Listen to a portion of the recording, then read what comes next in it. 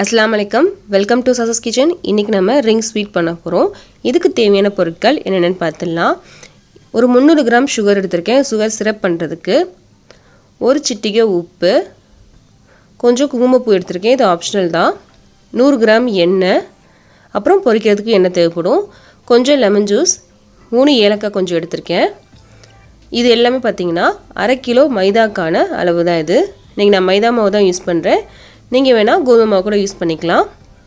இவ்வளோ தாங்க தேவையான பொருட்கள். வாங்க செய்ய ஆரம்பிச்சிடலாம். இப்போது நம்ம எடுத்து வச்சுருந்த மைதா மாவில் ஒரே ஒரு சிட்டிகை மட்டும் உப்பு சேர்த்துக்கலாம். இதுக்கப்புறம் நம்ம எடுத்து வச்சுருந்த 100 கிராம் எண்ணெய் இருக்கு இல்லையா, அதை சேர்த்துக்கலாம். இதை சேர்த்து நல்லா கலந்து விடணும். எண்ணெய் எல்லா மாவுலையுமே இருக்கணும், அந்த மாதிரி நம்ம கலந்து விட்டுக்கலாம். இது ரொம்ப முக்கியங்க, அப்போ தான் நல்லா கிறிஸ்பாக வரும். கண்டிப்பாக எண்ணெய் சேர்க்கணும். நல்லா கலந்து விட்டுட்டேன். இப்படி பிடிச்சிங்க அப்படின்னா உடையக்கூடாது. உடைஞ்சிச்சு அப்படின்னா எண்ணெய் பத்தலைன்னு அர்த்தம். இப்போ எனக்கு உடையல. இப்போ எண்ணெய் கரெக்டாக இருக்குது. இப்போ கொஞ்சம் கொஞ்சமாக தண்ணி சேர்த்து ஒரு சப்பாத்தி மாவு மாதிரி பிசைஞ்சிடலாம். பாதி தண்ணி சேருங்க. பாருங்கள், பிசைஞ்சிட்டேன். எனக்கு ஒரு அரை கிளாஸ் தண்ணி தேவைப்பட்டுச்சு. இப்போ இந்த மாவை மூடி போட்டு ஒரு 10 நிமிஷத்துக்கு அப்படியே விட்டுடலாம். இந்த டைமில் போய் நம்ம சுகர் சிரப் செஞ்சிடலாம். அதுக்காக நான் அடுப்பில் ஒரு பாத்திரம் வச்சுருக்கேன். இப்போ நம்ம எடுத்து வச்சுருந்த சுகர் சேர்த்துட்டேன். இதுக்கு ஒரு கப் தண்ணி சேர்க்குறேன். 250 கிராம். இது சுகர் கொஞ்சம் கரையட்டும். சுகர் கரைஞ்சிருச்சு. இப்போது 3 ஏலக்காய், கொஞ்சம் குங்குமப்பூ சேர்க்குறேன். குங்குமப்பூ ஆப்ஷனல் தான், ஏலக்காய் மட்டுமே போதும். கொஞ்சம் ஃப்ளேவருக்காக மட்டும்தான் குங்குமப்பூ சேர்க்குறேன். இது இல்லைன்னா கூட நீங்கள் விட்டுக்கலாம். ஒரு கம்பி பதம் வரணும், அது வரைக்கும் நம்ம வெயிட் பண்ணலாம்.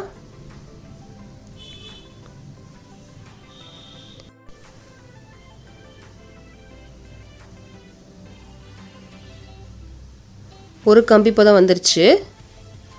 இப்போ நான் அடுப்பை ஆஃப் பண்ணிக்கிறேன்.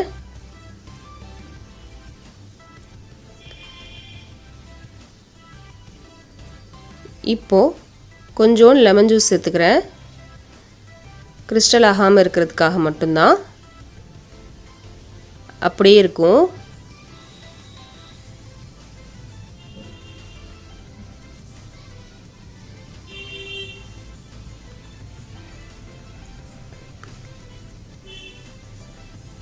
பத்து நிமிஷம் ஆயிடுச்சு. நம்ம மாவு கலந்து வச்சு, மாவு பாருங்கள் நல்லா சாஃப்ட் ஆயிடுச்சு. இதுலேருந்து கொஞ்சம் மாவு எடுத்துக்கலாம்.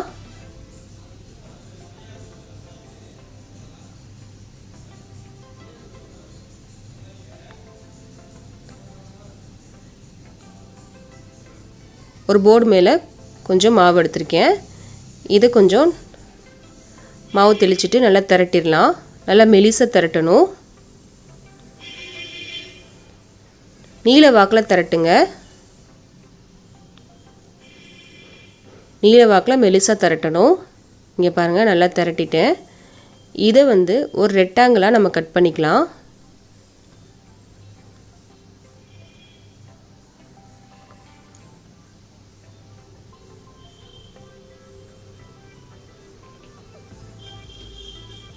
எக்ஸ்ட்ராவெலாம் நம்ம எடுத்துடலாம்.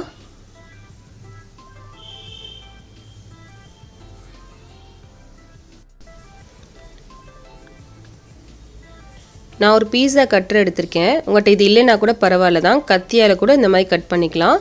மேலேருந்து கீழே வரைக்கும் ஒரு சின்ன சின்னதாக கட் பண்ணி எடுக்கணும்.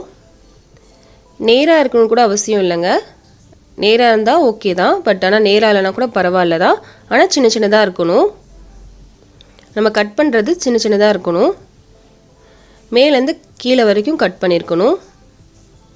ஃபுல்லாகவே நான் கட் பண்ணுறேன்.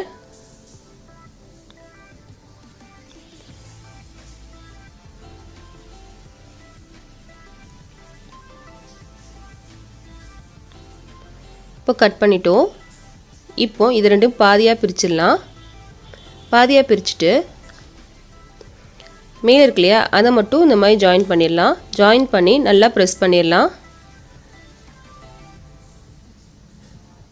அதே மாதிரி இதையும் ஜாயின் பண்ணி ப்ரெஸ் பண்ணிடலாம்.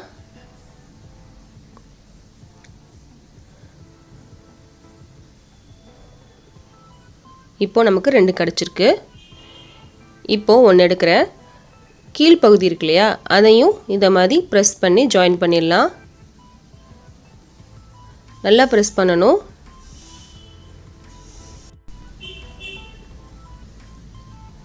இப்போ 2 ஓரங்களையுமே நம்மளா ப்ரெஸ் பண்ணிட்டோம். இப்போ 2 ஓரங்களையுமே நம்ம கையால் பிடிச்சிட்டு இந்த மாதிரி ட்விஸ்ட் பண்ணுங்கள். ஒரு ரிங் மாதிரி நமக்கு கிடைக்கும். இப்போது 2 ஓரங்கள் இருக்கு இல்லையா அதை நம்ம ஜாயின் பண்ணணும். அதுக்காக கொஞ்சம் தண்ணி தடவிக்கிறேன். தண்ணி தடவிட்டு நல்லா ப்ரெஸ் பண்ணி விடணும். நல்லா ப்ரெஸ் பண்ணணும். அவ்வளோதாங்க, ரெடி ஆயிடுச்சு நமக்கு ஒரு ரிங். பாருங்கள் எவ்வளோ ஈஸி பாருங்கள். இது ஒரு பிளேட்டுக்கு நான் எடுத்து வச்சுக்கிறேன்.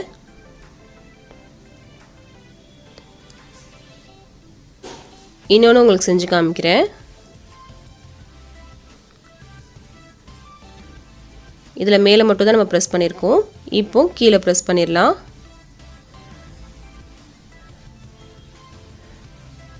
இப்போ 2 பக்கமும் ட்விஸ்ட் பண்ண ஆரம்பிச்சிடலாம். இப்போ 2ஐயும் ஜாயின் பண்ணிடலாம். அவ்வளோதாங்க, கொஞ்சம் தண்ணி மட்டும் தடவிக்கலாம். இந்த மாதிரி நிறைய செஞ்சு வச்சுக்கிட்டதுக்கப்புறம் காமிக்கிறேன் உங்களுக்கு. இங்கே பாருங்கள் நான் செஞ்சு வச்சுருக்கேன். 2 பிளேட் நிறைய நான் செஞ்சு வச்சுருக்கேன். இப்போ பொரிக்கிறத பார்க்கலாம். கடாயில் எண்ணெய் சூடு பண்ண வச்சுருக்கேன். எண்ணெய் வந்து ரொம்பலாம் சூடாக இருக்கக்கூடாது, லைட்டாக சூடானாலே போதும். அடுப்பு வந்து மீடியமில் இருக்குது. இப்போ நான் ரிங்கை சேர்த்துட்டேன். இது பொரியறதுக்கு 5லேருந்து 6 நிமிஷம் ஆகும். நீங்கள் ஃபுல்லை வச்சு பொரிச்சிங்க அப்படின்னா மேலே மட்டும் தான் பொரியும், உள்ளெல்லாம் பொரியாது நமக்கு. ஆனால் கொஞ்சம் மிதமான சூட்டில் வச்சு தான் நம்ம பொரிக்கணும். இந்த கலர் வந்தோடனே நம்ம எடுத்துடலாம். டிஷ்யூவில் எடுக்கிறேன்.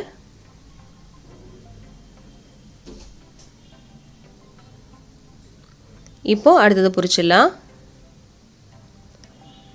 நான் பொரிச்சது ஆறுனதுக்கப்புறம் நம்ம சுகர் சிரப்பில் டிப் பண்ணணும். நம்ம பொரிச்சது வந்து ஆறிடுச்சு. இப்போது சுகர் சிரப்பில் டிப் பண்ணிக்கிறேன். ஒரு 5 செகண்ட் இருந்தாலே போதும், அதுக்கு மேலே இருக்க வேணாம் சுகர் சிரப்பில். இப்போ 2 பக்கமும் நல்லா கோட் பண்ணதுக்கப்புறம் நம்ம எடுத்துடலாம்.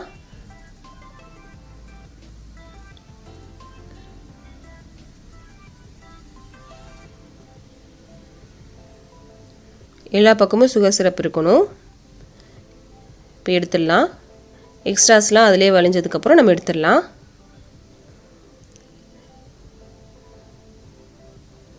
இது தனித்தனியாக எடுத்து வைங்க, ஒன்று மேலே ஒன்று வைக்க வேண்டாம்.